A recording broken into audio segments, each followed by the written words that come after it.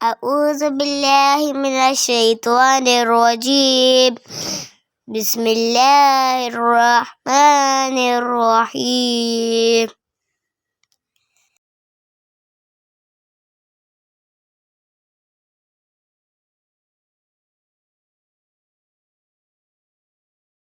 میں نے ان سے کہا، میں نے کہا دیکھیں مجھے یہ بتائیں کیا بغیر شادی کے بچے نہیں پیدا ہو سکتے؟ تو کہہ رہے جی یہ کیسا سوال ہے؟ میں نے کہا میں پوچھنا چاہ رہا ہوں نا، اب آپ عقلی دلائل پہ، میں نے کہا نقلی تو میں نے آپ کے سامنے قرآن اور حدیث اور چیزیں ذکر کی، وہ چیز آپ کو سمجھ نہیں ہے. تو میں نے کہا کیا بغیر شادی کے بچے نہیں پیدا ہو سکتے؟ اس نے کہا جی بالکل ہو سکتے. تو میں نے کہا یہ جتنے بھی انگریز ہیں ان کے بچے بعض تو ایسے ہیں کہ وہ اپنے ماں باپ کی شادی میں جو ہے نا ماشاء اللہ پھر رہے ہوتے ہیں، ٹھیک ہے، ناچ رہے ہوتے ہیں، پھر رہے ہوتے ہیں، ٹھیک ہے. تو کیا بغیر شادی کے نہیں پیدا ہو سکتے؟ کہہ رہے جی ہو سکتے ہیں. تو میں نے کہا پھر شریعت نے، اسلام نے آپ کو شادی کر کے اپنی نسل کو بڑھانے کا کیوں ایک وہ بتایا ہے، ایک طریقہ بتایا ہے؟ بھئی آپ شادی کر کے بھی بچے پیدا کر رہے ہو، آپ بغیر شادی کے بھی بچے پیدا کر رہے ہو، فرق کیا ہے؟ اینڈ رزلٹ تو سیم ہے، اینڈ رزلٹ تو سیم ہے، وہ جو بچہ پیدا ہو رہا ہے. لیکن معذرت ایک الفاظ ایسا کہ ہمارے معاشرے میں اس کو کہا جاتا ہے کہ جی یہ حرامی ہے، یہ حرام کی پیداوار. اور اگر ایک شریعت کے مطابق آپ نے ایک پروسیس فلو کو اپنایا ہے، نکاح کیا ہے، اس کے بعد آپ کی اگر اولاد ہے، ہم کہتے ہیں جی یہ حلالی ہے، ٹھیک ہے. تو میں پھر اگر وہ اینڈ رزلٹ پہ بات کروں گا نا، اور ایسے، اور یہی دلیل اگر فرض کریں، مثال دیتا ہوں، کوئی غیر مسلم آپ سے اس پہ بحث کرے تو کیا وہ اس چیز کو مانے گا؟ اگر آپ یہ دلیل دیں گے جی شریعت میں تو آیا کہ جی یہ ایسا ہے، وہ کہے گا نہیں سر آپ شریعت میں جتنا بھی اس کو ادھر سے پکڑ لیں ادھر سے پکڑ لیں، بات تو ایک ہی ہوگی نا. آپ نے جو قبول 3 دفعہ کہہ دیا، ہم نے نہیں کہا، تو بس یہ تو آپ نے صرف وہی کان ادھر سے پکڑے ادھر سے پکڑے، بات تو ایک ہی ہے، ٹھیک ہے. تو وہاں پہ یہ دلیل آپ کی کارآمد نہیں ہے، یا یہ دلیل نہیں ہے اس کے حلال اور حرام ہونے کی.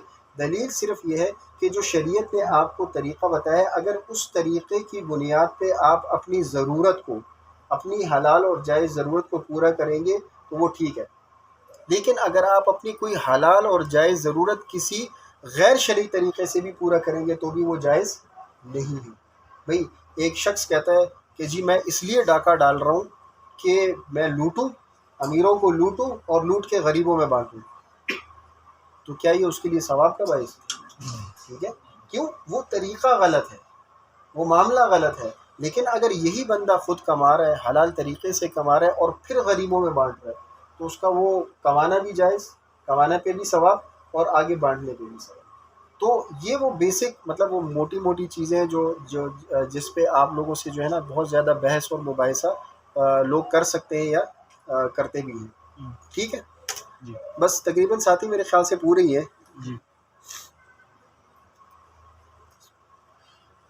اچھا کل ہم بات کر رہے تھے اکاؤنٹس کے حوالے سے. پہلے ہم نے یہ ذکر کیا تھا کہ بینک بیسیکلی کیا کام کر رہا ہوتا ہے، کوئی ساتھی بتا سکتا ہے کہ کوئی بھی بینک اس کا بیسک کام کیا ہوتا ہے؟ امیروں سے لینا، ضرورت مندوں میں یہ دینا. کیا بات کر رہے ہو، امیروں سے لینا غریبوں میں دینا؟ ایسے نہیں تو بھائی بولے کہ یہ صحیح پڑھا رہا ہے.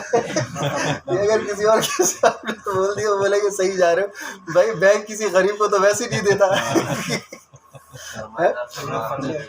ضرورت مندوں کو. آپ یہ کہہ سکتے ہیں کہ جن لوگوں کے پاس پیسے کی وافر مقدار میں پیسہ موجود ہے، ان لوگوں سے پیسے لینا، اور جن لوگوں کو ضرورت ہے، جن کے پاس زر کی کمی ہے، مالیات کی کمی ہے، مالی طور پہ ان کو ضرورت ہے، ان کو یہ پیسہ دینا. ٹھیک ہے. یہ کبھی نہیں کہنا کہ جی امیروں سے لے کر غریبوں میں بانٹتا ہے، پھر تو یہ جو ہے نا بیت المال بن گیا. ٹھیک ہے، پھر تو یہ بیت المال بن گیا، تو بینک نہیں ہوا نا.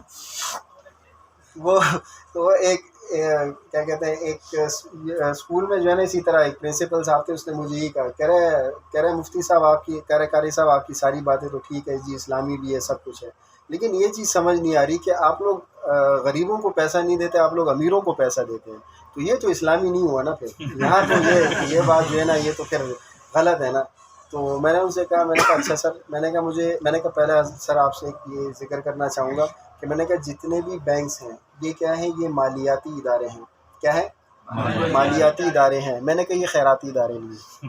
ٹھیک ہے، پہلے تو یہ چیز ذہن میں رکھیں کہ بینک کیا ہے؟ یہ مالیاتی ادارے ہیں، یہ خیراتی ادارے نہیں ہیں. اگر تو بینک خیراتی ادارہ ہو تو تو آپ کا سوال ویلڈ ہے کہ جی وہ خیرات بانٹ رہا ہے لیکن غریبوں کو نہیں دے رہا، صرف امیروں کو دے رہا ہے، ٹھیک ہے. میں نے کہا یہ مالیاتی ادارے ہیں. مالیاتی اداروں کے اندر یا مالیاتی اداروں کا وجود کیوں ہوتا ہے؟ وہ اس لیے ہوتا ہے کہ فرض کریں کوئی تاجر ہے، کوئی ایسا کاروباری بندہ ہے جو اپنی مالی ضرورت کو یا کاروبار کی ضرورت کو پورا کرنا چاہ رہا ہے، یا ایسا بندہ جس کے پاس مال تو ہے لیکن اس قدر نہیں ہے کہ وہ اپنا گھر خرید سکے، وہ اپنے لیے کوئی گاڑی یا اس طرح کا انتظام کر سکے، یا اپنے بزنس کو حلال طریقے سے بڑھا سکے. تو میں نے کہ یہ بینک اور یہ ادارے اصل میں ان لوگوں کی معاونت کے لیے ہیں، ٹھیک ہے.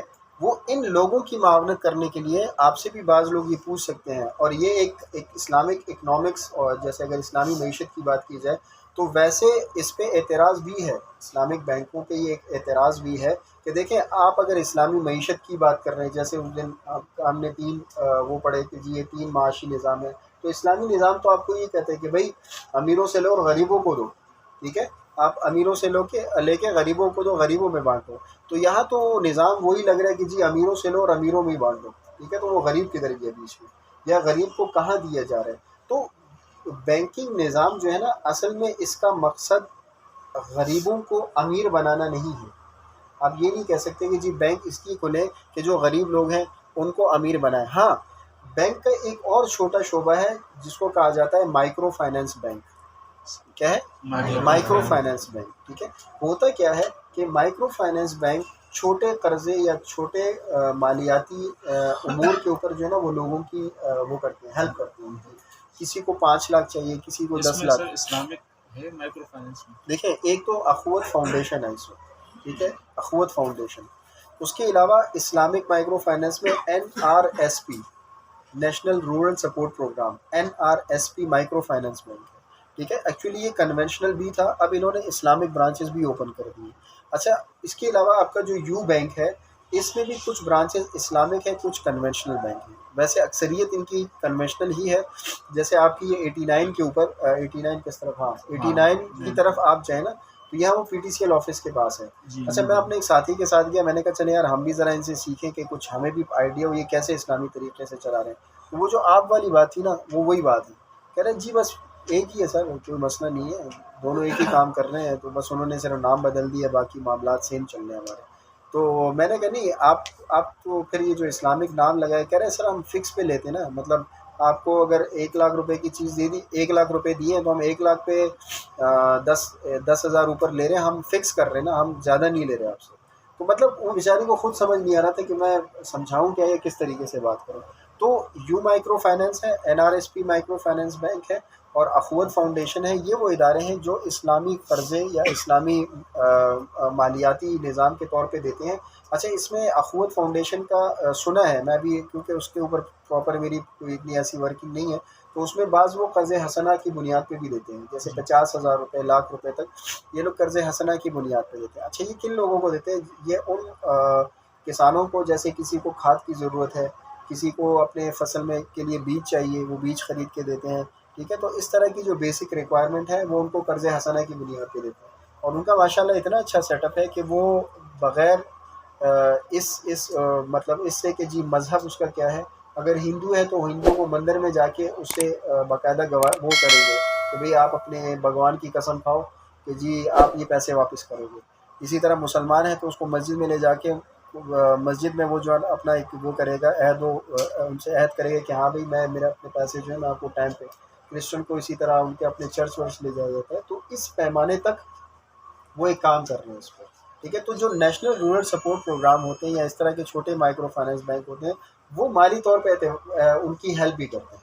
ایسے غریب جو طبقہ ہے، جیسے ایک ساتھی بتا رہے تھے کہ اس کو بھینس چاہیے تھی، تو اس کو بھینس خرید کے دی انہوں نے، ٹھیک ہے. اور پھر ان کو بتایا کہ جی بھینس خرید کے دینے کا مقصد یہ کہ جیسے وہ دودھ اس کا جو ہے نا وہ کرتے ہیں دھو کے پھر وہ بیچتے ہیں وہ، تو اس طرح کی 2-3 بھینسیں لے کے دے دینا، پھر اس کا دودھ وہ بیچنا ہو تو آہستہ آہستہ کر کے یوں سمجھے اس کی انسٹالمنٹ پے کرنا، ٹھیک ہے. بندہ گاڑی کی انسٹالمنٹ پے کرتا ہے، ادھر گائے کی انسٹالمنٹ پے ہو رہی ہوتی ہے، ٹھیک ہے. تو اس کا اس طرح کا سسٹم موجود ہے.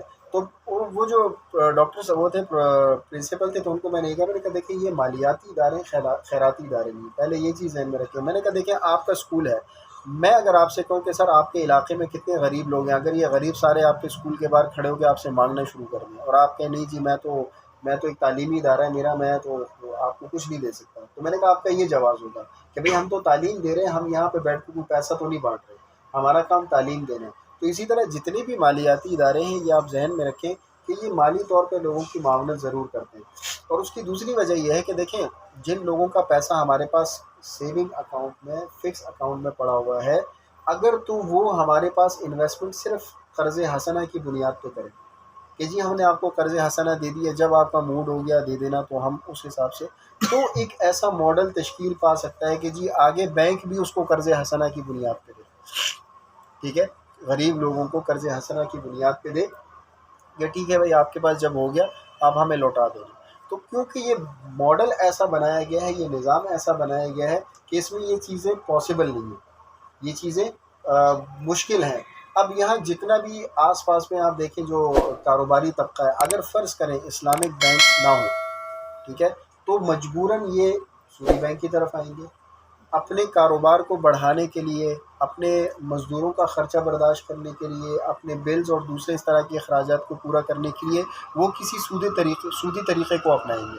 تو اصل میں ان کی جو جائز ضرورت ہے نا، اس کو جائز طریقے سے پورا کرنے کے لیے مالیاتی نظام، ٹھیک ہے، ان کی جو جائز ضرورت ہے اس کو جائز طریقے سے پورا کرنے کے لیے مالیاتی نظام ہے.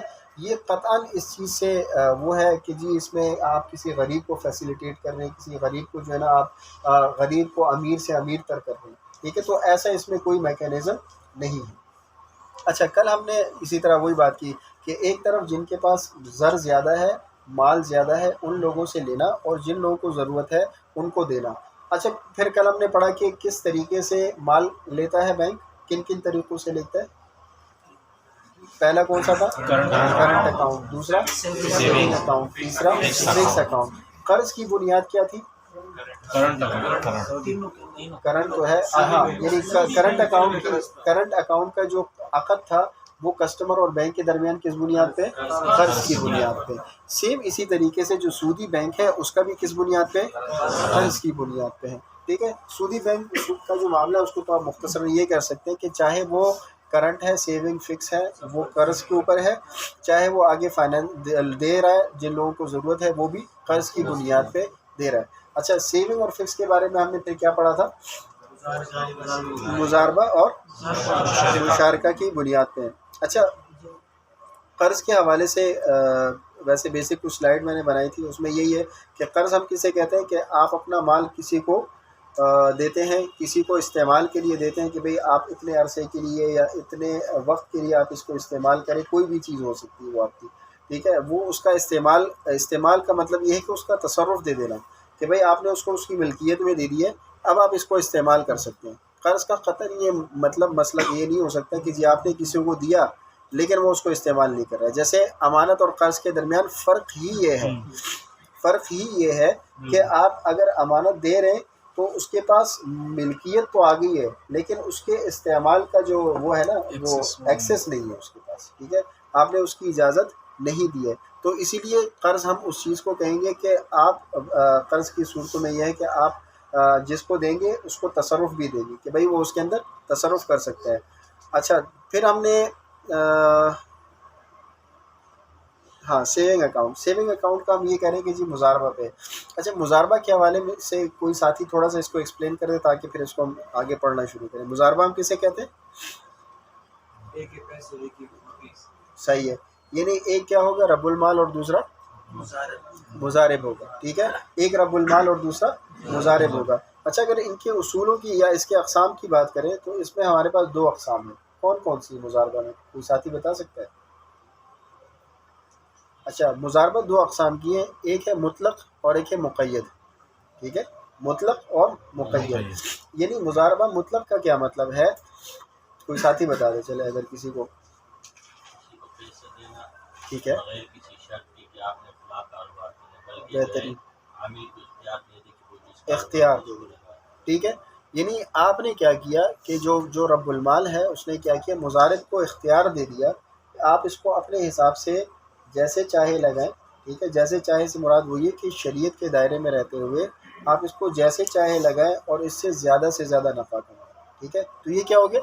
مضاربہ مطلق ہو گیا، اور مقید میں پھر اس کا ہاں کہ بھئی اس میں وہ قید لگاتا ہے، اور قید کی صورت میں لگاتا ہے، اس میں یہ بھی ہو سکتا ہے کہ جی آپ نے ان جگہوں پہ لگانا ہے، اتنا لگانا ہے، اتنے ٹائم کے لیے لگانا ہے، تو وہ کوئی بھی ایسی جو قید ہے وہ ہو سکتی ہے کہ جی آپ اس حساب سے میرے اس اماؤنٹ کو لگائیں گے۔ اچھا اب اگر بینک کی بات کی جائے، اچھا ہم ساتھ ساتھ کیا کر رہے ہیں کہ آپ نے کتاب البیوع اور ہدایہ یہ ساری چیزیں پڑھی ہیں، اب یہ وہ چیزیں جو آپ لوگ پڑھ چکے ہیں، ٹھیک ہے، آپ لوگوں کے ساتھ میں نے پہلے ہی کلاس میں کہا تھا کہ یہ وہ چیزیں ہیں جو آپ نے پڑھی ہیں، میں آپ کو یہ پڑھانے اصل میں نہیں آیا، جو پڑھی ہے اس کا پریکٹیکل امپلیمنٹیشن بینک میں کہاں ہو رہا ہے، ہم اس چیز کو پڑھنا چاہتے ہیں، ٹھیک ہے، کہ بینک میں کیا کیا کہاں استعمال ہو رہا ہے۔ اب میرا سوال یہاں پہ آپ سے بھی ایک یہ ہے کہ اب آپ نے جب یہ دو چیزیں پڑھی تو آپ کے خیال میں بینک میں مضاربہ مطلق ہے یا مقید ہے؟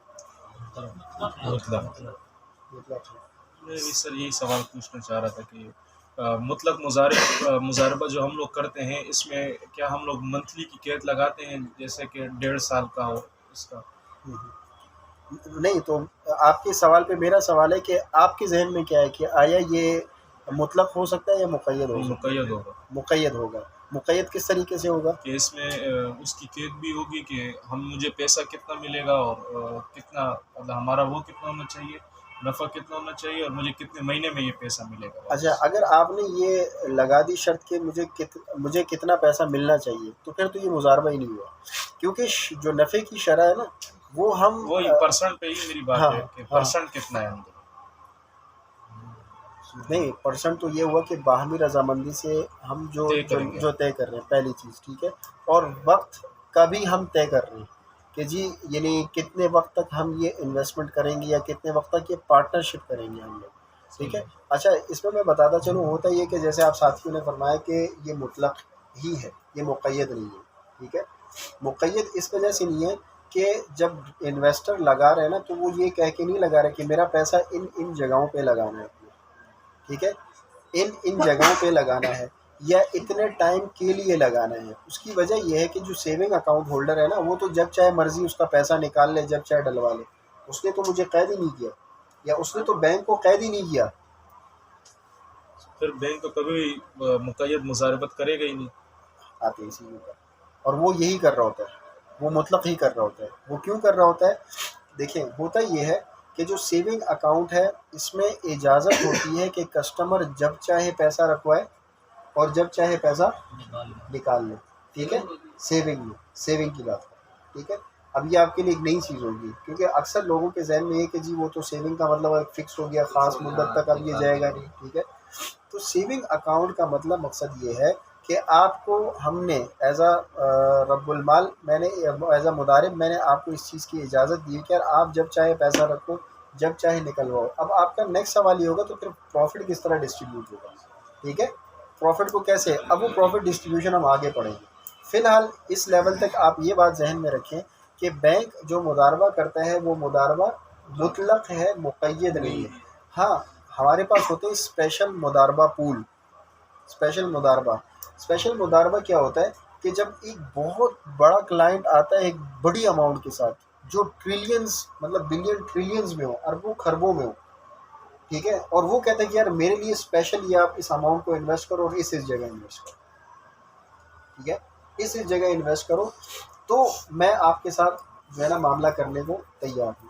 اچھا اب اس کا میں آپ کو آگے سمجھاتا ہوں کہ وہ پول کیا ہوتا ہے، کیا معاملہ ہوتا ہے، لیکن یہاں ابھی فی الحال یہ ذہن میں رکھیں کہ مضاربہ کے دو وہ ہیں قسمیں ہیں، مطلق اور مقید، اور بینک میں کون سا استعمال ہو رہا ہے؟ مطلق استعمال ہو رہا ہے۔ اچھا اگر ہم بات کرتے ہیں مضاربہ کے اصولوں کے حوالے سے تو سب سے پہلے سرمایہ کی اگر بات کی جائے کہ بھئی اس میں سرمایہ کیسا، تو سرمایہ نقد صورت میں ہونا چاہیے، ٹھیک ہے۔ جب بھی مضارب اور رب المال کے درمیان معاملہ ہوگا تو سرمایہ نقد صورت میں ہوگا کہ بھئی آپ نے جو پیسہ دینا ہے وہ کیش کی صورت میں ہونا چاہیے۔ فرض کریں اگر مثال کے طور پہ ایک بندہ آتا ہے اور وہ کہتا ہے جی میرے پاس گاڑی ہے، کہ میرے پاس گاڑی ہے، آپ میری گاڑی چلائیں اور اس سے جو نفع ہوگا وہ نفع مجھ سے شیئر کریں، تو ایسی صورت میں کیا یہ مضاربہ کہلائے گا؟ نہ، کیا کہلائے گا؟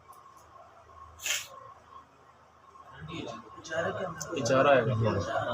ٹھیک ہے۔ اچھا اب اجارہ کی صورت یہ کیسے بن رہی ہے؟ منفعت بیچ رہے ہیں، وہ کیا بیچ رہا ہے؟ منافع بیچ رہے منفعت بیچ رہا ہے. وہ کیا بیچ رہا ہے؟ منفعت بیچ رہا ہے. کون منفعت بیچ رہا ہے؟ جو گاڑی دے ہیں، رہا آنر ہے. ہے. پارٹنر دونوں ہیں، دونوں پارٹنر ہیں کہ بھائی آپ میری گاڑی لو اور اس پہ کماؤ، کمانے کے بعد اس کو ہم 50-50 کریں گے. صحیح. ہاں کیا ہوگا؟ مشارکہ ہوگا. مشارکہ کس صورت میں ہوگا؟ فائدہ حاصل کریں. مشارکہ اور مضاربہ میں کیا فرق ہے؟ کوئی ساتھی بتا دیں. مشارکت میں تو ان میں بھی شریک ہونا چاہیے. ٹھیک ہے، بھائی کہہ رہے ہیں کہ ہاں آئین میں بھی شریک ہونا چاہیے.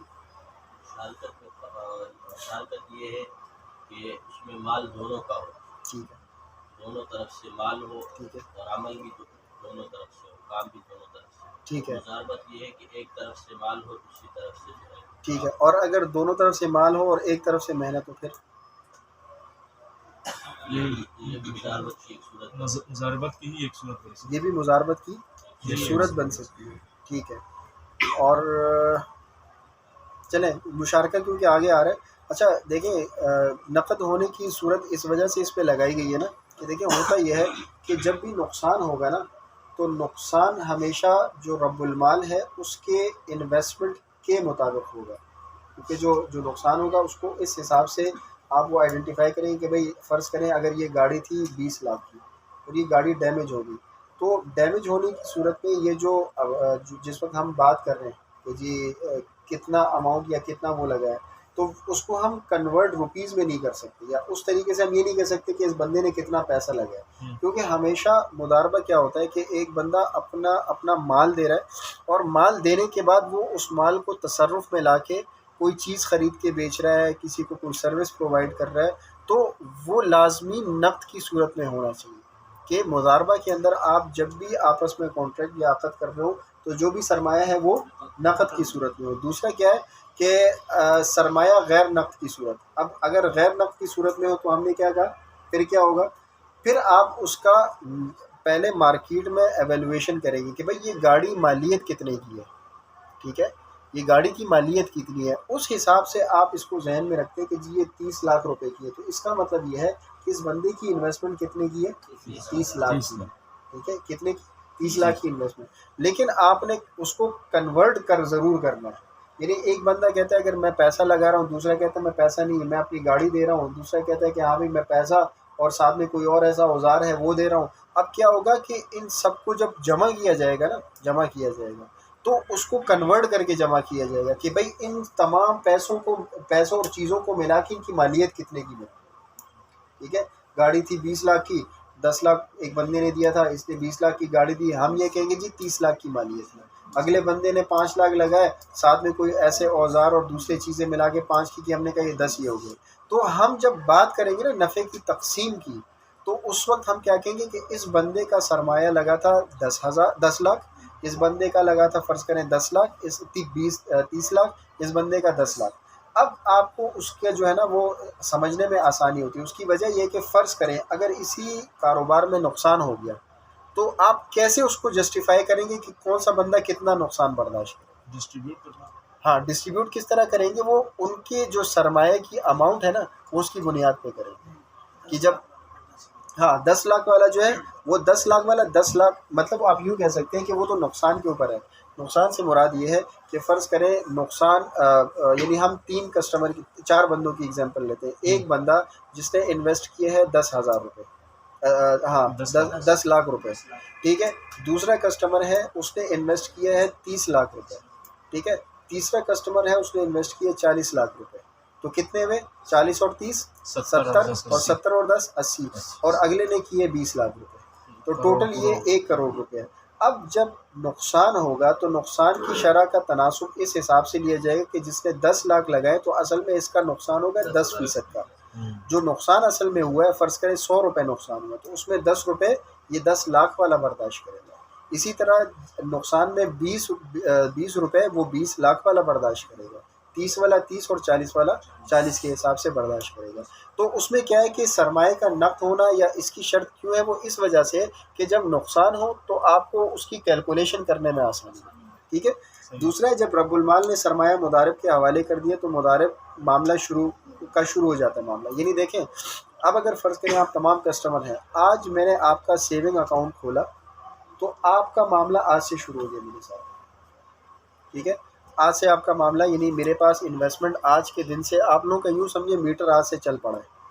اب میں جب آپ کے ساتھ اگلے مہینے بات کروں گا نا 3 تاریخ کو, تو آپ مجھ سے پورے مہینے کا حساب کر کے مانگو گے یار وہ جو 3 تاریخ کو ہم نے انویسٹمنٹ کی تھی اب اس 3 تاریخ پہ کتنا نفع ہے اس کا.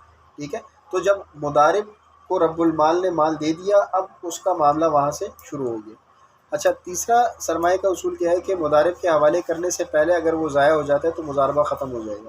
فرض کریں آپ پیسہ لا رہے تھے, لانے سے مراد یہ کہ آپ نے ابھی اکاؤنٹ کھلوایا میرے پاس سیونگ اکاؤنٹ, اور آپ نے کہا یار میں 1 منٹ ذرا پیسے لا رہا ہوں ATM سے.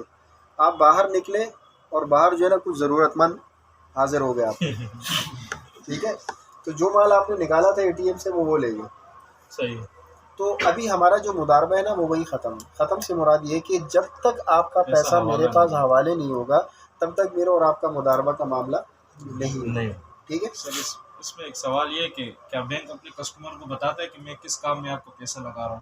ہاں, یہ بھی اچھا سوال ہے کہ دیکھیں اکثر آپ سے بھی لوگ یہ پوچھ سکتے ہیں کہ اچھا حضرت وہ تو بتا دیا انہوں نے کہ جی مضاربہ یہ تو اسلامی ہے, یہاں تک سمجھ تو آ رہا ہے, لیکن ہمیں کیسے پتہ چلے گا کہ وہ پیسہ کہاں لگا رہے ہیں.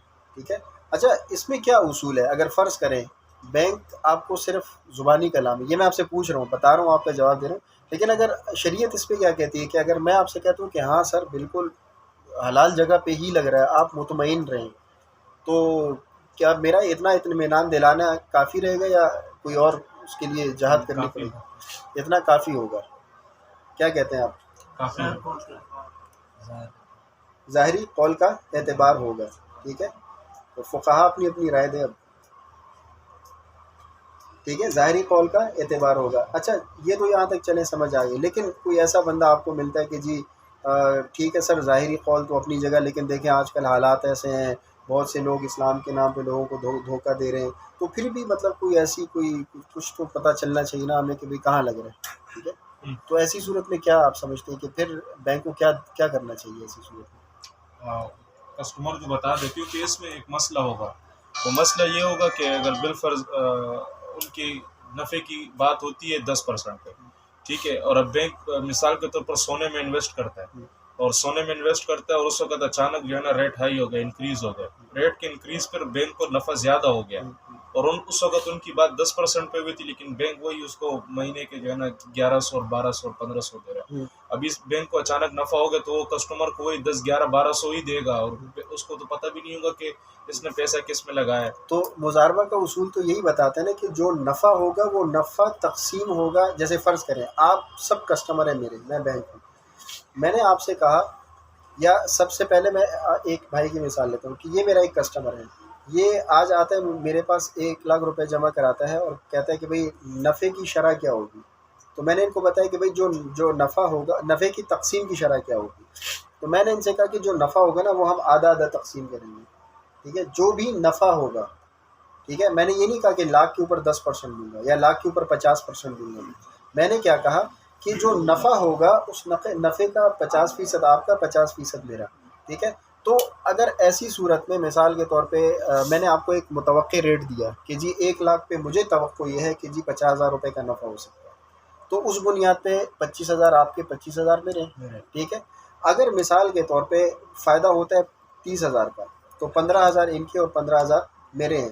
لیکن بینک کے لیے یہ کب ایک ایسا مشکل حالت بنتی ہے جب یہ ایک نہیں بلکہ بہت سے لوگوں کے ساتھ مضاربہ کا معاملہ کر رہا ہے. ٹھیک ہے, اب ہمارے پاس تو ہر سیونگ اکاؤنٹ ہولڈر ہی مضارب رب المال ہے. ٹھیک ہے, تو کیا ایسی صورت میں بینک ہر ایک سے الگ الگ معاہدہ, آپ آئیں آپ کا 1 لاکھ روپے میں یہاں لگا رہا ہوں, یہ آئے بھائی 2 لاکھ میں نے ان کو بتایا سر آپ کا پیسہ میں نے چائے میں لگا دیا, یہ آئے میں نے کہا یار آپ کا پیسہ میں نے ٹائر میں لگا دیا, تو ایسا کبھی نہیں ہوتا. ہوتا کیا ہے بینک کا میکینزم کہ یہ وہ پول مینجمنٹ کی بات ہے. مجھے ذرا مار کر دے دیجیے گا.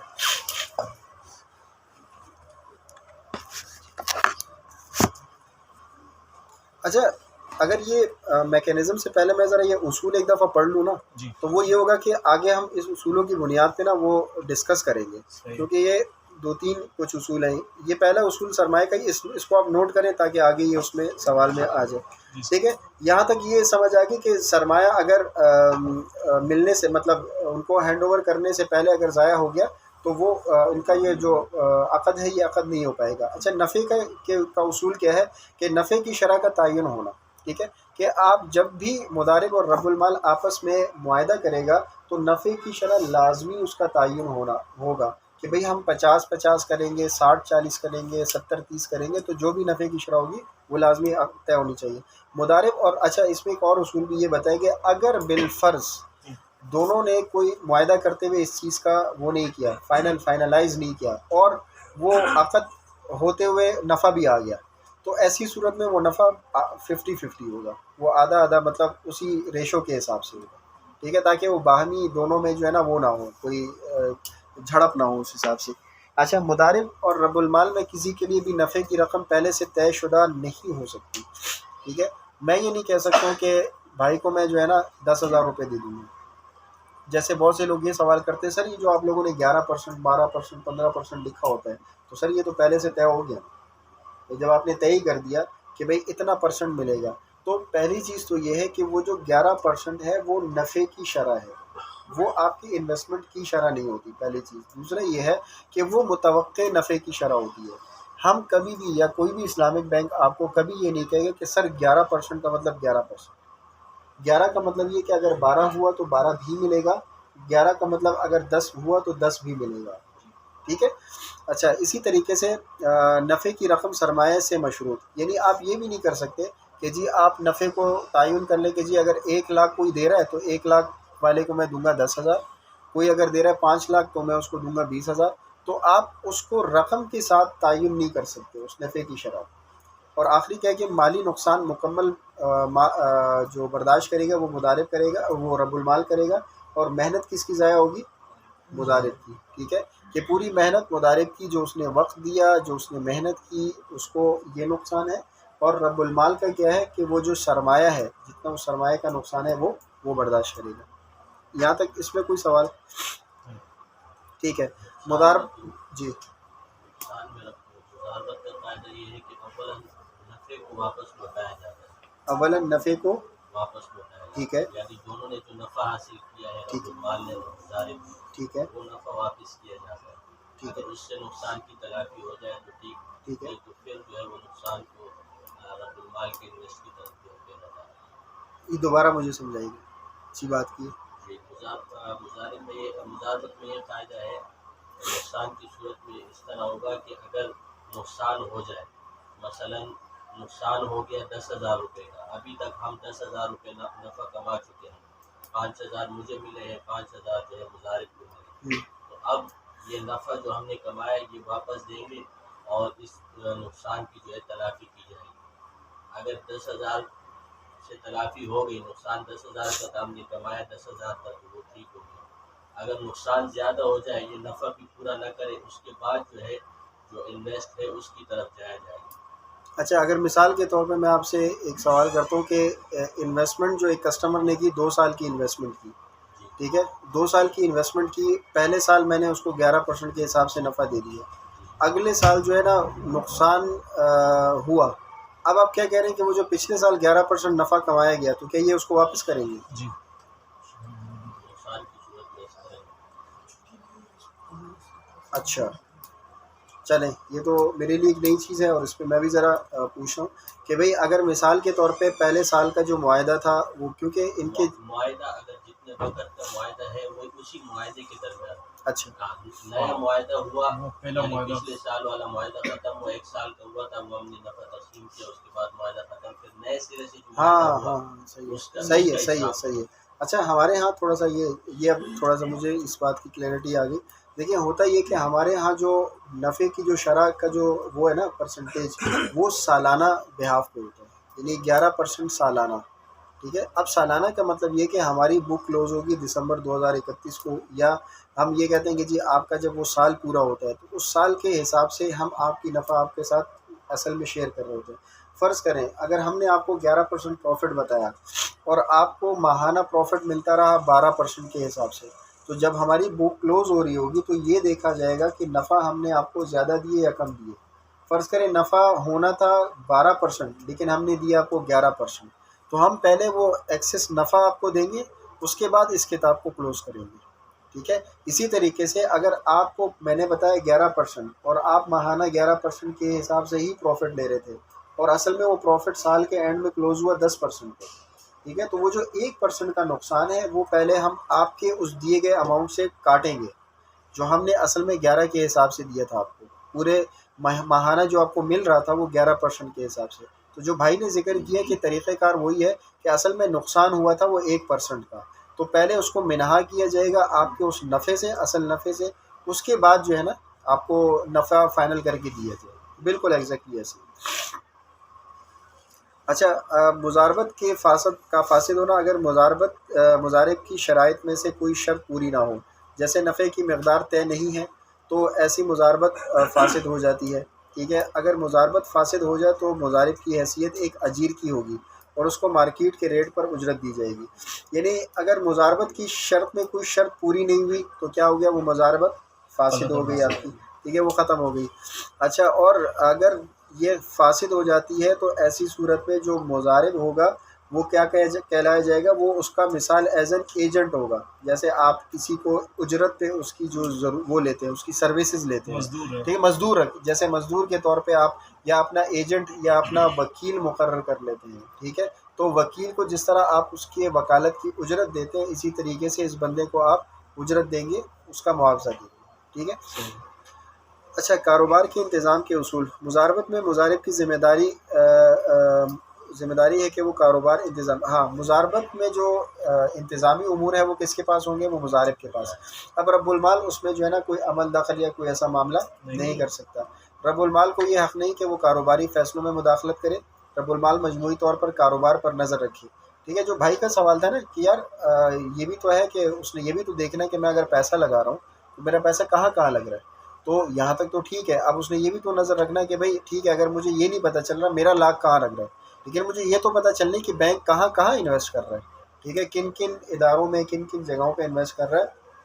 تو اس کا باقاعدہ کیا ہوتا ہے، ہر سال ہمارا ایک کتابچہ چھپتا ہے جس کو ہم کہتے ہیں فائنینشلز کہتے ہیں. اس کا نام ہوتا ہے فائنینشلز.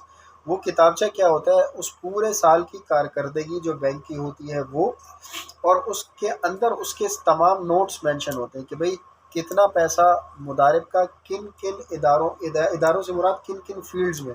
جیسے میڈیسن یا فارماسوٹیکل ایک الگ فیلڈ ہے، میکینیکل ایک الگ فیلڈ ہے. ٹھیک ہے. لیدر ایک الگ فیلڈ ہے.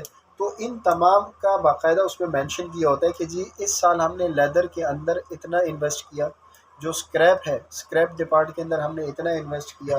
ٹھیک ہے. اس کے علاوہ جو فارماسوٹیکل انڈسٹری ہے اس میں ہم نے اتنا انویسٹ کیا. تو یہ ساری چیزیں اس کے اندر مینشن ہوتی ہیں. ٹھیک ہے. تو اگر آپ سے کوئی سوال کہتا ہے تو آپ ان کو بالکل یہ بتا سکتے ہیں کہ ہر بینک، چاہے وہ اسلامی ہے یا غیر اسلامی ہے، ہر بینک اپنے فائنینشیلز ایشو کرتا ہے. تو وہاں جا کے کسٹمر کیا کرتا ہے کہ وہاں سے ایزیلی اس کو پڑھ سکتا ہے اور اس کو اس بات کی تسلی ہو سکتی ہے. یہاں تک تو ٹھیک ہے کہ آپ نے اگلے بندے کو دیکھا کہ جی داڑھی ٹوپی والا کوئی اسلامک بینک میں بیٹھا ہوا ہے، تو یہاں تک تو سمجھ آ رہا ہے کہ جی اس نے آپ سے ظاہراً کہہ دیا کہ جی حلال ہے. لیکن آپ نے پھر اصرار کیا، اس نے پھر ایک سائڈ سے فتویٰ بھی نکال کے دیا کہ جی وہ فلاں مفتی صاحب کا فتویٰ ہے، تو یہ دیکھیں یہ تو پھر بھی جائز ہے. وہ پھر بھی مطمئن نہیں ہے. اب لاسٹ آپشن یہی ہے جو آپ کا سوال، آپ ان کو کہہ سکتے ہیں کہ سر اگر آپ پھر بھی مطمئن نہیں ہوتے تو جائیں اس بینک کا جو فائنینشیل ہے نئے سال کا آپ وہ پڑھیں. ٹھیک ہے. آپ جب وہ پڑھیں گے اس سے اندازہ ہوگا کہ یہ بینک حلال جگہوں پہ انویسٹ کر رہا ہے یا نہیں.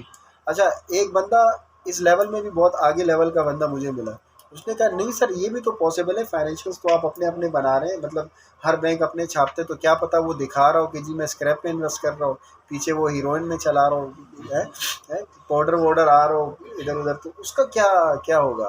ٹھیک ہے. تو پہلے تو میں نے ان سے یہ کہا، میں نے کہا دیکھیں وہی شریعت کہتی ہے کہ آپ ظاہر کے قول پر اعتبار کریں. دوسرا یہ ہے کہ فرض کریں ایک بینک نے آپ کو یہاں تک شورٹی دے دی، آپ پھر بھی مطمئن نہیں ہو رہے، تو آپ ایک کام کریں، آپ کسی بھی سودی بینک کے پاس جائیں.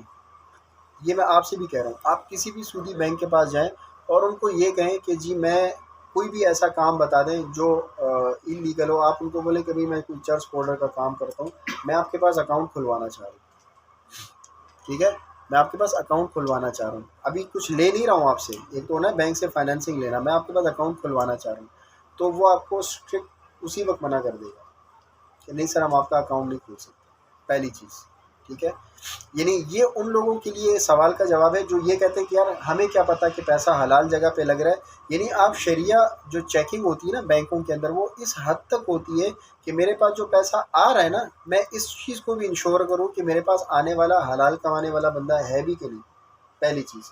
دوسرا, آپ ایک ایسے تاجر کے نسبت سے جائیں کہ جی میں ایک ایسا کام کرتا ہوں, فرض کریں مجھے جو ہے نا اس طرح کا یہ جو کیا کہتے ہیں ایک شراب بیچنے والے ہیں, میں ان کے لیے نا گاڑیاں رینٹ پہ دے رہا ہوں, میرا کام ہے رینٹ کا, تو مجھے گاڑیاں چاہیے اور میں آگے اس میں چلا رہا ہوں, میری کچھ ایسے کمپنی سے ایگریمنٹ بھی ہے جو وائن بیچتی ہے, تو مجھے ان کے ساتھ ان کے لیے گاڑیاں چاہیے, مجھے خود خریدنی ہے تاکہ میں ان کو, تو وہ آپ کو اسٹرکٹ اسی وقت منع کر دیں گے کہ نہیں سر ہم ایسی فائنینسنگ نہیں کر سکتے. تو دیکھیں بینک جن لوگوں سے پیسہ لے رہا ہے سیونگ اکاؤنٹ ہولڈر سے, تو ظاہر ہے وہ آگے دے رہا ہے. اب وہ دینے میں اگر اس لیول کا احتیاط برت رہا ہے کہ بھئی میں نے آگے کسی حرام کام میں لگانے نہیں ہے, ٹھیک ہے, میں کسی حرام کام کرنے والے بندے کی معاونت نہیں کروں گا, تو آپ 100% اس چیز پہ شور ہو سکتے ہیں کہ ہاں بھئی میرا پیسہ حلال جگہ پہ ہی لگ رہا ہے, کسی حرام جگہ پہ نہیں. کیوں؟ کیونکہ اب آپ کے پاس یہی ایک آخری لیول ہے.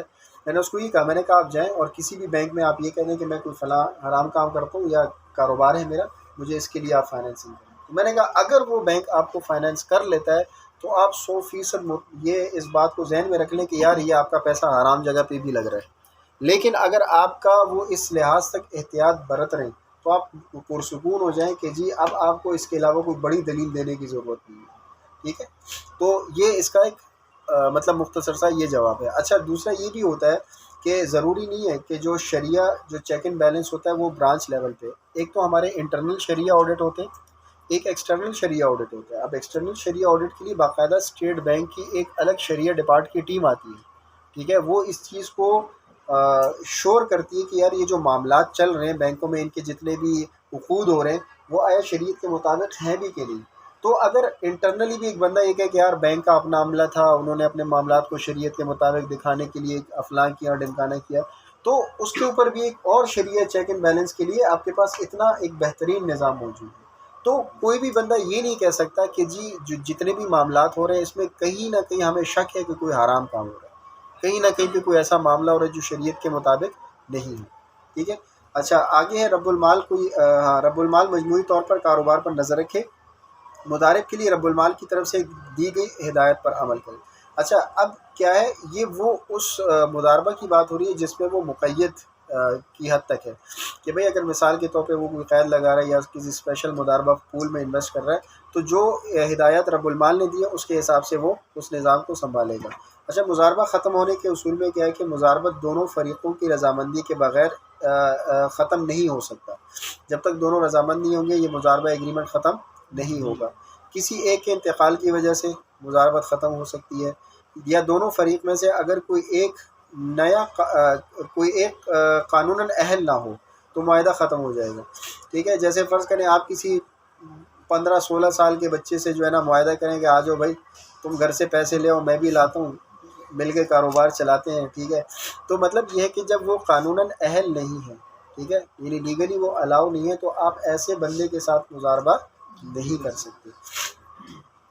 یا اس میں اس کا ایک اور جواب یہ بھی ہو سکتا ہے کہ فرض کریں جو آپ کے ساتھ آپ کا رب المال تھا جس نے آپ کے پاس انویسٹمنٹ کی ہوئی تھی, فرض کریں اس پہ کوئی لیگلی ایکشن آ گئے. لیگلی ایکشن کا مطلب یہ کہ قانونی طور پہ اس پہ کوئی بین لگ گیا, تو ایسی صورت میں بھی آپ کا جو مضاربہ کیا ہے وہ ختم ہو جائے گا. ٹھیک ہے, اچھا اب ہم بات کرتے ہیں کہ جی وہ پروفٹ میکینزم ان کا کیا ہوتا ہے کہ بھئی ہم یہ تو پڑھ رہے ہیں کہ اسلامک بینک نفع دے رہا ہے, تو وہ نفع کس طریقے سے دے رہا ہے. اچھا, 2-3 الفاظ ہیں, پہلے ان الفاظ کو سمجھ لیں. ایک ہے پروفٹ شیئرنگ ریشو.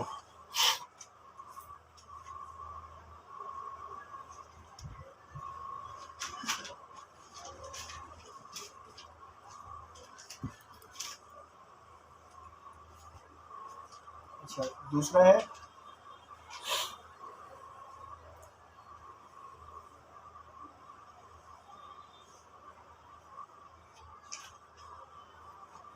ویٹیجز.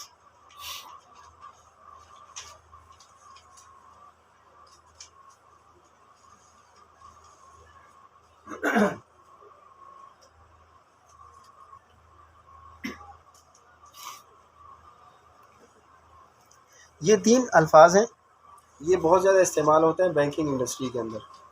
تو پہلی چیز جو ہے وہ ہے کیا ہے پروفٹ شیئرنگ ریشو، کہ بھئی پروفٹ کس طریقے سے شیئر کرے گا. تو ہمیشہ یاد رکھیے گا، میں نے آپ سے عرض کیا تھا کہ اگر بینک کسی ایک بندے سے کسی ایک رب المال کے پیسے کو استعمال کر رہا ہو تو یہاں تک تو یہ چیز بڑے آسانی سے سمجھ آتی ہے کہ جی ہاں لاکھ روپے لیے، اس پہ 50,000 کمایا تو 25 اس کو دیا، 25 خود رکھ لیا. لیکن اگر ایک ہی وقت میں اس کے بہت سارے مضارب آتے ہیں تو ایسی صورت میں کیا ہوگا؟ بینک کیا کرتا ہے کہ بینک ایک پول بناتا ہے. پول سے مراد یہ وہ سوئمنگ پول والا نہیں ہے، ٹھیک ہے. یہ پول سے مراد یہ ہے کہ ایک اس کو ایک ذہنی یا خیالی طور پہ ایک ایسا ایک میکینزم بنائے گی کہ بہت سے انویسٹر کا پیسہ اس جگہ پہ جمع ہے. ایک چندہ باکس کہہ لیں اس کو، یا ایک ایسی جگہ جہاں پہ بہت سے انویسٹرز کا پیسہ رکھا ہوا ہے، ٹھیک ہے. اور اس کو وہ کیا کرتا ہے، وہ اپنے حساب سے اس کو ایک فرد واحد کنسیڈر کرتا ہے، ٹھیک ہے. اس کو ایک فرد واحد کنسیڈر کرتا ہے کہ فرض کریں یوں سمجھے میں ایک بندے سے معاہدہ کر رہا ہوں اس وقت. تو سب سے پہلی چیز کیا ہوتی ہے؟ Profit sharing ratio. Profit sharing ratio ہم نے کیا بات کی کہ یہ وہ میکینزم ہے کہ جس میں بینک اور کسٹمرز کے درمیان جو نفع تقسیم ہوگا، یہ وہ میکینزم ہے. اس کو آپ آسان الفاظ میں اس طرح لکھ سکتے ہیں کہ پروفٹ شیئرنگ ریشو ایک ایسا میکینزم ہے جس میں بینک اور کسٹمر کے درمیان نفع تقسیم ہوتا ہے، ٹھیک ہے. پروفٹ شیئرنگ ریشو ایک ایسا میکینزم یا ایک ایسا طریقہ کار ہے کہ جس کے ذریعے بینک اور کسٹمر کے درمیان نفع جو ہے نا وہ تقسیم ہوتا ہے یا نفع کا تعین ہوتا ہے، ٹھیک ہے. نفع کا تعین کرنے والا ایک طریقہ کار ہے. تو اس کو کہا جاتا ہے پروفٹ شیئرنگ ریشو. اچھا، ایک ہوتا ہے ویٹیجز. ویٹیجز کیا ہوتا ہے کہ مثال کے طور پہ آپ سب نے جو ہے نا پیسے انویسٹ کیے تھے. انویسٹمنٹ کرنے کے بعد کیا ہوا کہ جب میرے پاس پیسہ آیا اور میں نے آگے لگایا، اس سے نفع آیا. اب جب وہ نفع میں تقسیم کر رہا ہوں تو میں نے کیا کیا، یا بینک کیا کرتا ہے،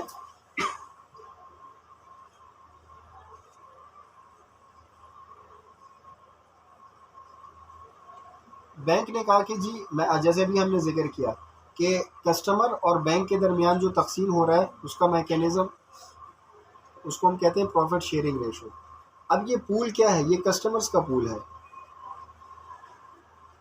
تو بینک کنسیڈر کرتا ہے کہ فرض کریں یوں سمجھیں کہ یہ ایک فرد ہے یا ایک شخص ہے یا یہ ایک پول ہے. اب جو بھی نفع ہوگا وہ 50-50 کے حساب سے ہوگا. کیا ہوگا؟ 50-50 کے حساب سے وہ نفع کی شرح طے ہوگی. اچھا، ضروری نہیں ہے کہ یہ 50-50 ہی رہے. اب جیسے یہ تو روپیز کے حوالے سے. اب مثال کے طور پہ آپ لوگ اگر انویسٹ کرتے ہیں ڈالر کے اندر، ٹھیک ہے، تو اس کی شرح الگ ہے. اگر آپ یورو کے اندر انویسٹ کرتے ہیں تو اس کی شرح الگ ہے، ٹھیک ہے. آپ اگر جی بی پی کے اندر انویسٹ کرتے ہیں تو اس کی شرح الگ ہے.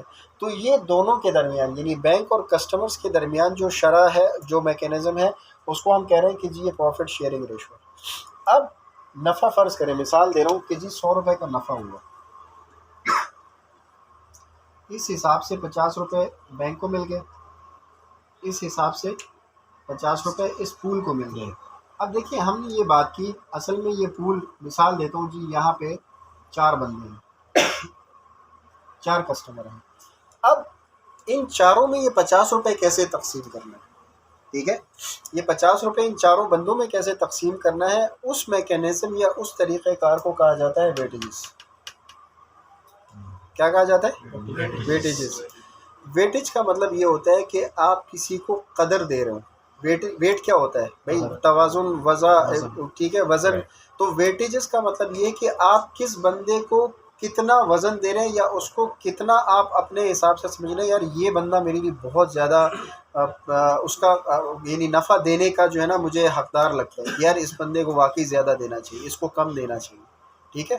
تو یہ ہوتے ہیں ویٹیجز، یعنی ایک ایسا میکینزم یا ایک ایسا طریقہ کار جب کسٹمرز کے درمیان اس پروفٹ کو شیئر کر رہا ہو، اس شیئرنگ میکینزم کو کہا جاتا ہے ویٹیجز، ٹھیک ہے. اور پروفٹ ریٹ کیا ہوتا ہے؟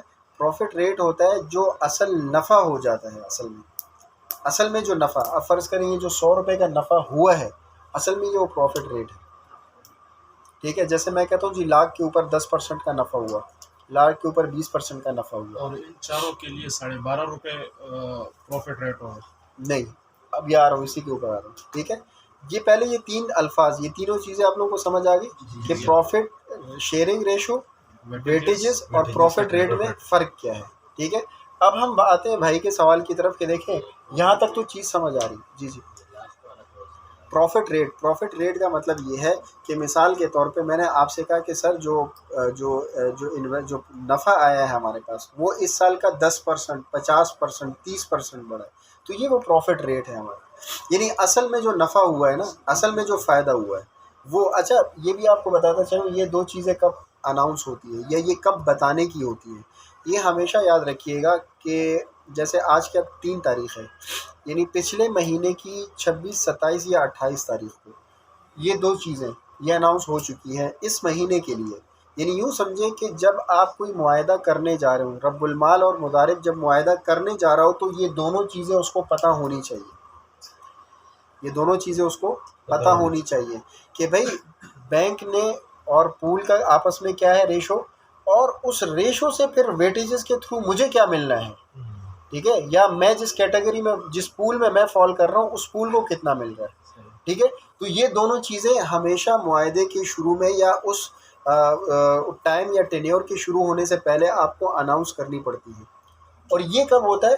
جب یہ مہینہ جیسے آج 3-4 تاریخ ہے تو آج جو پروفٹ شیئرنگ جو پروفٹ ریٹ آیا ہوگا نا، وہ پروفٹ ریٹ کیا ہوگا؟ وہ پچھلے مہینے میں جو اصل نفع ہو چکا ہے وہ آپ کو ہر مہینے کی 3-4 تاریخ کو مل جاتا ہے. یعنی نومبر کا جو دسمبر کا جو پروفٹ ریٹ ہے وہ اب آپ کو 3-4 یعنی آج کل میں وہ شو کر رہا ہوگا کہ جی ہم نے بتایا آپ کو یہ تھا کہ جی ہمیں توقع یہ تھی کہ 11% پروفٹ ملے گا، لیکن آج اصل میں ہوا کتنا ہے؟ وہ ہے 12%، یا وہ ہی اصل میں 11.5% ہے. تو آج جو ہم آپ کو بتا رہے ہیں وہ کیا ہے؟ پروفٹ ریٹ ہے. اچھا اب ہم یہاں بات کرتے ہیں کہ دیکھیں 50 روپے تو سمجھ آ گیا. اب اس کو تقسیم کا طریقہ کار کیا ہوتا ہے؟ طریقہ کار یہ ہوتا ہے کہ اس میں کچھ مختلف عوامل کار فرما ہوتے ہیں، کچھ مختلف فیکٹرز ہوتے ہیں. پہلی اس میں کیا ہوتی ہے کہ وہ بندہ جو انویسٹ کرنا چاہ رہا ہے، ٹھیک ہے، اس کا ٹینیور کتنا ہے یا اس کی اماؤنٹ کتنی ہے. آپ یوں کہہ لیں کہ جو سرمایہ ہے، ٹھیک ہے، وہ سرمایہ کتنا لگا رہا ہے، اس کی قدر کتنی ہے. وہ 1,00,000 روپے لگا رہا ہے، 10 لاکھ لگا رہا ہے، 1,000 روپے لگا رہا ہے. ٹھیک ہے، تو سرمایہ کی جو قدر ہے یا مقدار، یہ آپ کو پتا ہو، یہ اس سے پتہ چلتا ہے. دوسرا یہ ہے کہ جو وقت یا جس کو ہم ٹینیور کہتے ہیں انگلش میں، کہ جی کتنے عرصے کے لیے، یا عرصہ کیا لیں، ٹائم پیریڈ کیا لیں. ٹھیک ہے، یہ چیز اس میں کار فرما ہوتی ہے کہ بھئی کتنے عرصے کے لیے رکھنا چاہ رہا ہے. تیسرا کیا ہوتی ہے؟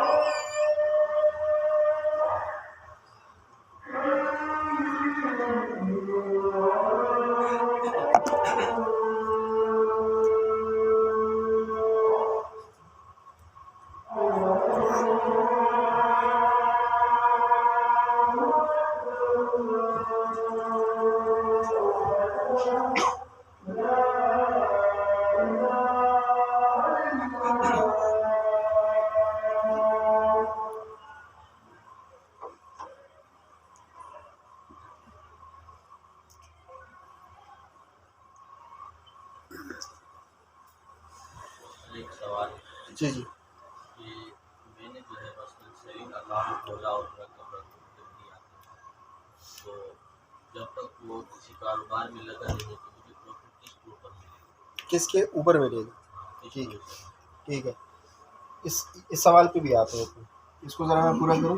اچھا، یہ جو ہم بات کریں نا یہاں کسٹمرس کی، ٹھیک ہے، سب سے پہلے سرمایہ کی مقدار جو ہے اس کا تعین اس کے اوپر ہوتا ہے، دوسرا وقت یا عرصہ کہ کتنے عرصے کے لیے وہ رکھنا چاہ رہا ہے، یہ چیز ڈیپینڈ کرتی ہے، تیسرا کیا ہوتا ہے کہ جو مینجمنٹ ہوتی ہے نا،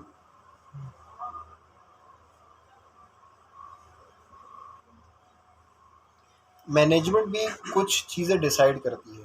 جیسے مثال دیتا ہوں، ابھی ریسنٹلی 2 قسم کے اکاؤنٹس ہمارے پاس بہت زیادہ چل رہے ہیں، ایک کا نام ہے فرسٹ وومن اکاؤنٹ، یہ اکثر خواتین کے لیے، ان کو خواتین کو اکاؤنٹ یا ان کو اس لیے کہ جی وہ زیادہ سے زیادہ اکاؤنٹس کھلوائیں، کیوں؟ یہ اسٹیٹ بینک کی پالیسی ہے کہ آپ خواتین کو زیادہ سے زیادہ بینکس کے چینل میں لے کے آئیں، ٹھیک ہے، تو اس پہ پروفٹ ریٹ بنسبت دوسرے اکاؤنٹس کے وہ تھوڑا سا ہائی کیا ہوا ہے، ٹھیک ہے، اور اسی طرح سینئر سٹیزن اکاؤنٹ ہے، تو اس سینئر سٹیزن اکاؤنٹ میں بھی دوسرے اس کے حساب سے وہ ریٹ تھوڑا سا ہائی رکھا ہوا ہے، تو وہ کیا ہوتا ہے، وہ مینجمنٹ ڈیسیجن کے اوپر ہوتا ہے کہ جی مینجمنٹ نے کیا ڈیسائیڈ کیا ہے، اس حساب سے اس نفع کی جو شرح ہے اس کا کہ بھئی کس کس کو کتنا دینا ہے، تو اس میں مینجمنٹ کا جو ہے نا ڈیسیجن بھی میٹر کرتا ہے۔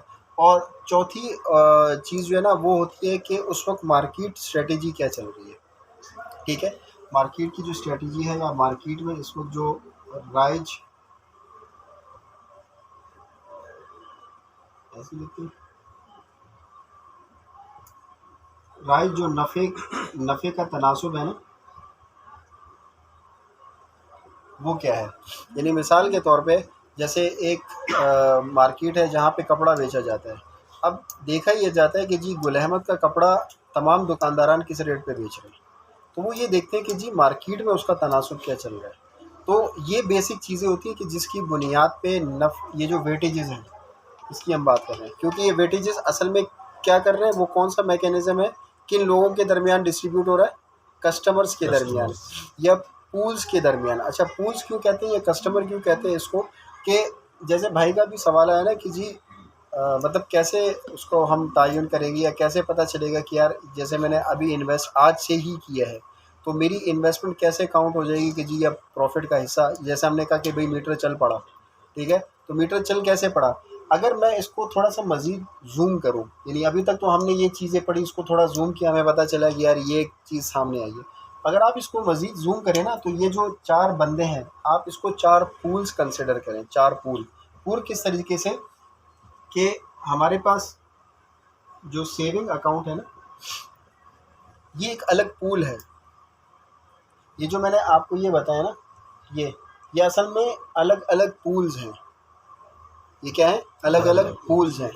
اسی طریقے سے جو جو کیا کہتے ہیں فکس اکاؤنٹ ہے یہ ایک الگ پول ہے، ٹھیک ہے۔ اچھا، اس میں تھوڑا سا مزید آپ لوگوں کو اور مزید کھولتا ہوں کہ ہم نے کل جو بات کی تھی وہ صرف بیسک اس پہ بات کی، اس کے اندر ہمارے پاس کم سے کم 12 سے 13 اکاؤنٹس ایسے ہیں جو سیونگ اکاؤنٹس ہوتے ہیں مختلف نوعیت کے، آپ اس کو یوں کہہ سکتے ہیں کہ وہ 12-13 پولز ہیں الگ الگ، کیا ہے وہ 12-13 پولز ہیں، ٹھیک ہے۔ اب ہر پول کو الگ الگ، جیسے فرض کریں اس کو ویٹ اسائن کیا ہوا ہے 0.40، ٹھیک ہے، کہ جی کہ جو نفع ہوا اس کا تقریباً 0.40% جو ہے نا وہ اس پول کو ملے گا، سیونگ اکاؤنٹ ہولڈرز کو جو ہے نا وہ اس کو ملے گا۔ فرض کریں اس کو جو ہے نا ویٹیج اسائن کر دیا 0.60، ٹھیک ہے، اس سے تھوڑا سا زیادہ، اس وجہ سے کہ بھائی اس میں تو آپ جب چاہیں پیسہ رکھیں، جب نکلوائیں، جب ڈلوائیں، اس میں آپ قید نہیں ہیں، تو اسی لیے اس کا ہم نے ریٹ تھوڑا سا ہلکا رکھا ہوا ہے، اس کا ہم نے تھوڑا سا بڑھا دیا کہ جی کیونکہ اس کا پیسہ رکھا ہوا ہے تو وہ عرصہ اتنا عرصہ ہے، اس کا عرصہ بڑھ رہا ہے تو اس کی میں نے اس کا ذرا اماؤنٹ بڑھا دیا۔ اچھا، پھر اسی کے اندر کیا ہوتا ہے کہ بعض لوگ انہوں نے کسی نے 1 لاکھ روپے رکھا ہے، اس میں انہوں نے لگایا ہوتا ہے کہ جی 1 لاکھ سے 5 لاکھ تک جو انویسٹ کرے گا اس کو اتنا ریٹ ملے گا، ٹھیک ہے، پھر جس کا 5 لاکھ اور 1 روپے سے انویسٹمنٹ ہوگا وہ 10 لاکھ تک کرے گا اس کو اتنا ہی ملے گا۔ اب وہ جو پول ہے نا وہ ہر اس کا الگ الگ، اب اس کا ریٹ یہ ہے تو اس کا ریٹ الگ ہوگا، اگلے کا ریٹ الگ ہوگا، جو ویٹیجز ہے وہ ویٹیجز الگ ہوں گے۔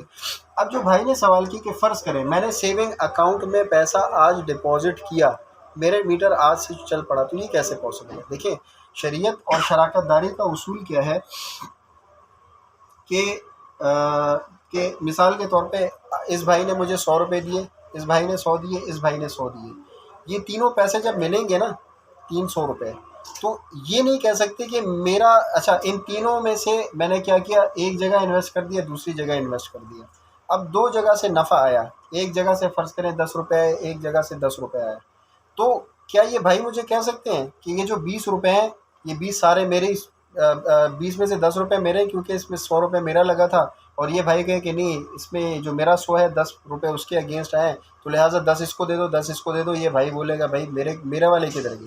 ٹھیک ہے، تو شراکت داری کا اصول یہ ہے کہ جب بھی آپ کا پیسہ ایک پول کے اندر آ جاتا ہے، خلط ملط ہو جاتا ہے، تو اس میں یہ کنسیڈر کیا جاتا ہے کہ یہ پیسہ ان تمام لوگوں کا ہے، ان تمام افراد کا ہے، ٹھیک ہے۔ اب جن لوگوں نے سیونگ اکاؤنٹ میں انویسٹ کر دیا، فرض کریں آج آپ نے سیونگ اکاؤنٹ کھول دیا، تو آپ کے اوپر آج ہی وہ ریٹ اپلائی ہو جائے گا، اس پول کا جو ریٹ ہے، اس پول کا جو پروفٹ ہے وہ آج کے دن سے ہی اپلائی ہو جائے گا، ٹھیک ہے۔ جائے کہ آپ کا یعنی آپ کی نظر میں جو آپ کا لاکھ ہے وہ آج نہیں لگا، وہ تو آج پڑا ہوا ہے اس پول کے اندر، لیکن اصل میں وہ آپ کا لاکھ نہیں ہے، کیوں؟ اب آپ اس پول کا حصہ بن چکے ہیں، تو مہینے کے اینڈ میں یا مہینے کے آخر میں جب وہ نفع شیئر ہوگا تو آپ کو بھی باقاعدہ اس کے اندر اتنا ہی حصہ دیا جائے گا جتنا ان سیونگ اکاؤنٹ ہولڈرس کا ہوتا ہے۔ اچھا، اس کو ایسا بھی نہیں ہوتا، اب سیونگ اکاؤنٹ کو جب آپ نے کھلا چھوڑ دیا کہ بھئی جب چاہیں رکھیں، جب نکلوائیں، جب ڈلوائیں، تو کیا اس کو پورا وہی نفع ملے گا جس طرح ایک بندے نے پیسہ رکھا اور اس نے جو ہے نا پورا مہینہ رکھا اور ایک بندے نے 15 دن رکھا، 15 دن نہیں رکھا؟ تو ایسا نہیں ہے۔ اس کا میکینزم کیا ہے، تھوڑا سا اس کو مٹا دینا تاکہ آخری سلائڈ پوری کروں۔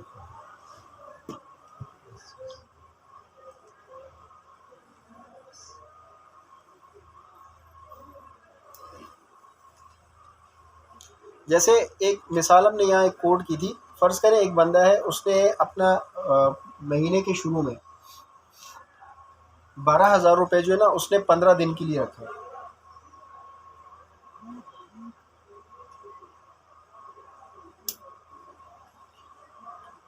ٹھیک ہے۔ اسی طریقے سے 16ویں تاریخ سے لے کر 23ویں دن تک اس کا جو بیلنس ہے، مطلب اس کو ہم یوں کہہ سکتے ہیں کہ پہلے 15 دن فرام 1 to 15 اور پھر 16 تاریخ سے لے کر 23 تک اس نے جو اپنا بیلنس رکھا ہے وہ تقریباً 3,000 روپے ہے، ٹھیک ہے، ضرب 8 یہ بنتا ہے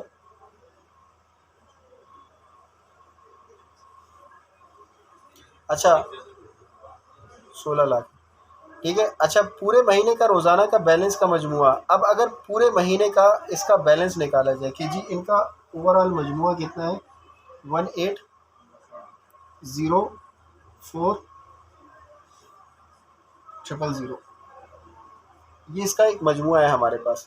اچھا، اب کیا ہوتا ہے کہ اس کو آپ کریں گے تقسیم 31، یعنی 31 دن ہے ٹوٹل، ٹھیک ہے۔ 31 دن کا مطلب کیا ہے کہ اب آپ پورے 31 دنوں پہ اس کا، یا اگر 30 کا مہینہ ہوگا تو پھر آپ 30 کے اوپر اس کو تقسیم کرتے ہیں۔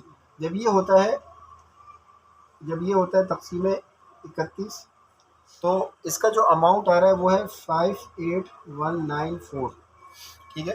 تو اس کو یہ ایک سادہ سی مثال ہے کہ جس میں آپ یہ کنسیڈر کر سکتے ہیں کہ اس بندے نے پورے مہینے کے اندر تقریباً 58,194 روپے رکھے، ٹھیک ہے۔ تو یہ ایک آسان سی ایگزامپل ہے کہ بھئی ایک بندے نے پہلے اتنا رکھا، پھر ایک بندے نے اتنا رکھا، اب ان دونوں کا کیلکولیٹ کیا تو آپ کے پاس ایک اس کا اوسط بیلنس آ گیا۔ اب جو سیونگ اکاؤنٹ ہولڈر کو پروفٹ دیا جائے گا وہ اس کے اوپر وہ ریٹ اپلائی ہوگا کہ بھئی اس کو کتنا ملے گا۔ سیم اسی طرح اب آپ اپنی پھر کیلکولیشن کر سکتے ہیں، کسی نے 1 کروڑ پہلے 15 دن کے لیے رکھا، پھر کسی نے 5 دن کے لیے رکھا، کچھ نکالا، کچھ آیا، پھر گیا، پھر آیا، پھر نکلا، وہ پوری کیلکولیشن اسی حساب سے چل رہی ہے۔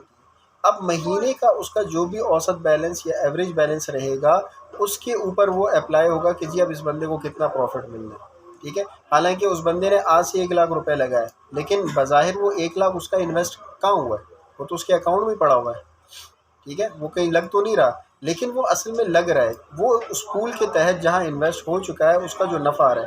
اچھا، اس میں نقصان، اب بعض لوگ یہ کہتے ہیں کہ جی ہمیں کیا پتہ کہ آپ کو کبھی نقصان بھی ہوا، ہم نے تو نہیں سنا کہ کسی بینک کی طرف سے جو ہے نا کوئی نقصان ہوا اور وہ نقصان کہیں نظر آیا ہو۔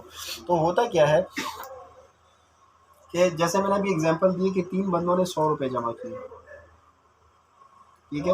اور ان 300 روپے کو میں نے 3 جگہ پہ الگ الگ انویسٹ کیا. اچھا مجھے توقع یہ تھی کہ ان تینوں جگہوں سے مجھے جو ہے نا 10-10 روپے مل جائیں گے. ہوا یہ مہینہ ختم ہوا، اس سے 10 روپے آئے، اس سے 10 روپے آئے، اس سے 5 روپے آئے. ٹھیک ہے. تو جو ہم نے سوچا تھا کہ جی 30 روپے کا نفع ہوگا، لیکن اصل میں جو نفع آیا وہ 25 روپے کا ہے. وہ 25 روپے کا ہے. تو جو میں نے آپ کو پروفٹ ریٹ بتایا تھا نا کہ جی میں تو آپ کو میں نے تو آپ کو یہ بتایا تھا نا کہ جی 11% کے حساب سے ملے گا، لیکن اصل میں وہ 11 کے حساب سے نہیں ملے گا. پھر وہ ریٹ 11 کے بجائے ہو سکتا ہے 10% کے حساب سے مل رہا ہو آپ کو. ٹھیک ہے. تو اس میں یہ جو اپس اینڈ ڈاؤن ہے وہ اس طریقے سے ہوتے ہیں. باقی انشاءاللہ کل دیکھتے ہیں.